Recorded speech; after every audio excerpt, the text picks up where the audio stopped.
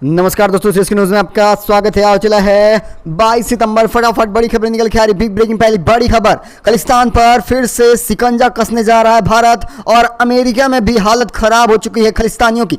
बताएंगे इसके बारे में। वहीं एक और बड़ी खबर, बस एक फैसला और टूट जाएगी आर्थिक कमर। भारत लेने जा रहा अहम फैसला, कनाडा की नब्ज पकड़ चुका है भारत। बताएंगे इसके बारे में। वहीं एक और बड़ी खबर, हिजाब पहनने पर 10 साल की सजा सुनाई जाएगी। ईरान में लाया गया एक और बड़ा कानून, बताएंगे इसके बारे में। वहीं एक और बड़ी खबर निकल के आ रही है, सऊदी अरब भारत को दिया झटका। आखिर क्या वजह है कि कनाडा का साथ देने को तैयार हो रहा है सऊदी अरब। वहीं एक और बड़ी खबर निकल के आ रही है, पाकिस्तान में आम चुनाव को लेकर फिर से माहौल गर्म। सियासी संकट से छुटकारा पाने के लिए तरस रहा है पाकिस्तान। बताएंगे इसके बारे में। वहीं एक और बड़ी खबर, ईरान ने परमाणु बम बनाया तो प्रिंस मोहम्मद बिन सलमान ने दे दी है बड़ी वार्निंग। बताएंगे इसके बारे में। एक और बड़ी अपडेट निकल के आ रही है, ताइवान के पास तैनात पनडुब्बी हो गई गायब। रक्षा मंत्री भी रहे हैं गायब। और ड्रैगन की कौन सी रहेगी चाल, जानेंगे इसके बारे में। वहीं देखा जाए एक और बड़ी अपडेट निकल के आ रही है, जल्द ही दोगुनी ताकत से देगा भारत जल्द ही चीन को झटका। आखिर किस तरह से चीन को चित करने वाली है नौसेना, जानेंगे इसके बारे में। वहीं फरवरी तक या जनवरी के बीच में हो सकता है पाकिस्तान में चुनाव। बताएंगे इसके बारे में। एक और बड़ी खबर, कनाडाई नागरिकों के वीजा को लेकर भारत ने लगा दी रोक। जी हां, बताएंगे इसके बारे में। ऐसी तमाम बड़ी खबरें निकल के आ रही हैं जिनको जानना आपको बेहद जरूरी है। लेकिन उससे पहले आपसे एक छोटा सा निवेदन, अगर आप हमारे चैनल पर नए हैं तो चैनल को सब्सक्राइब वाला आइकन जरूर दबाइएगा।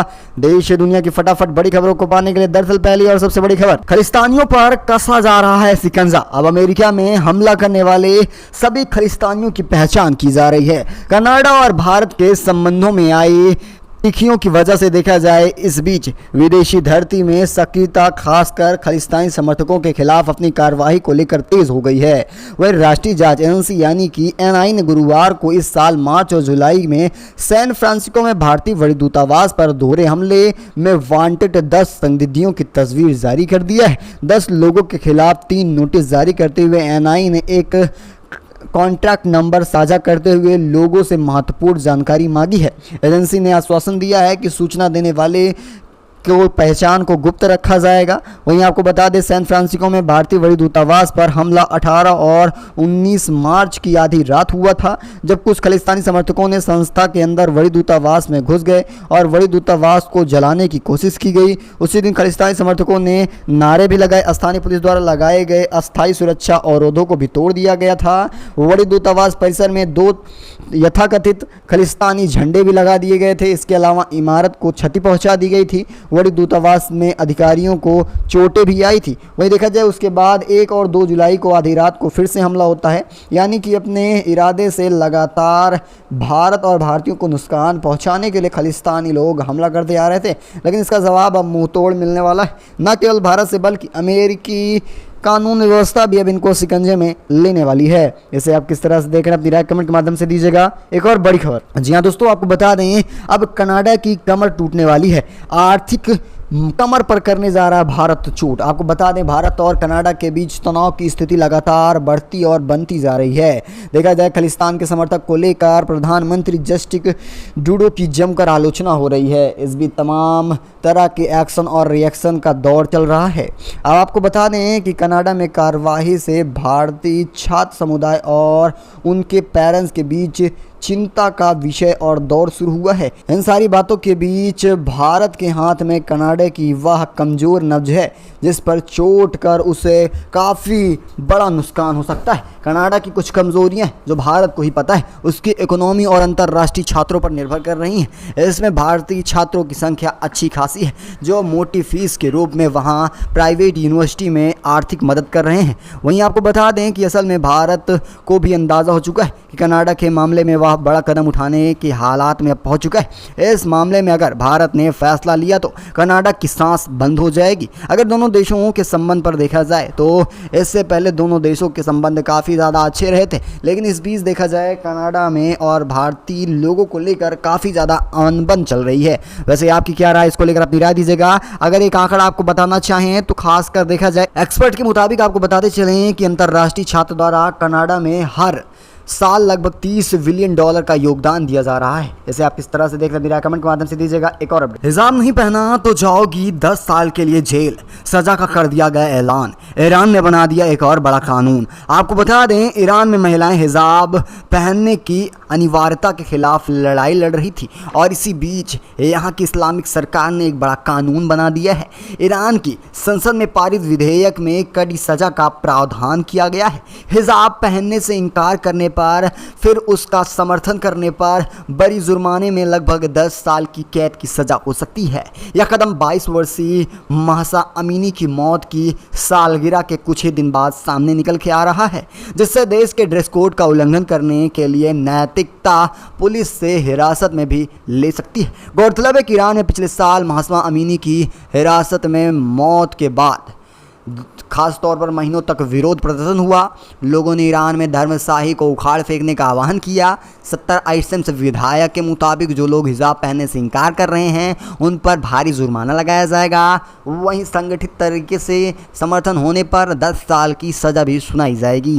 वैसे आपको बता दें, 16 दिसंबर सन 2022 को अमीनी की मौत पर जमकर प्रदर्शन भी हुआ था।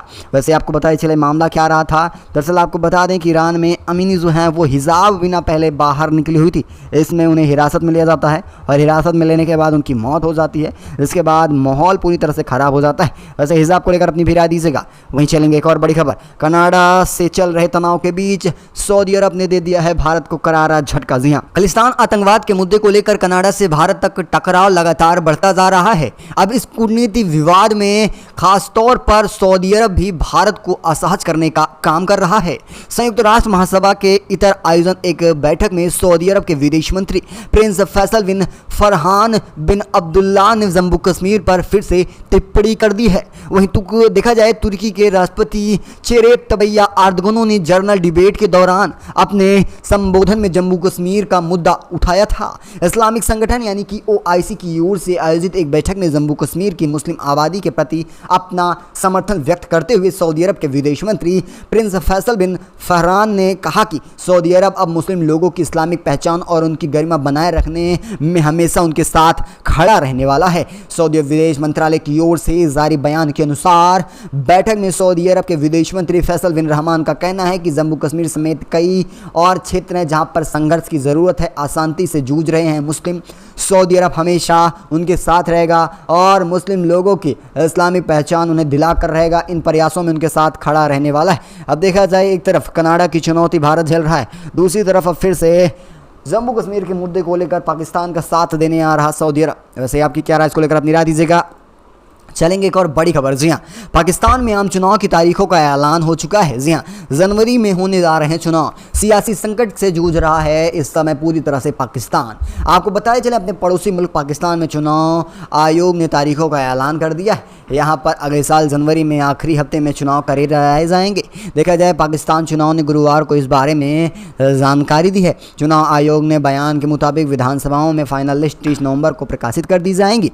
54 दिन लंबे चुनाव कार्यक्रम में लगभग सन 2024 के जनवरी के आखिरी सप्ताह में चुनाव होंगे।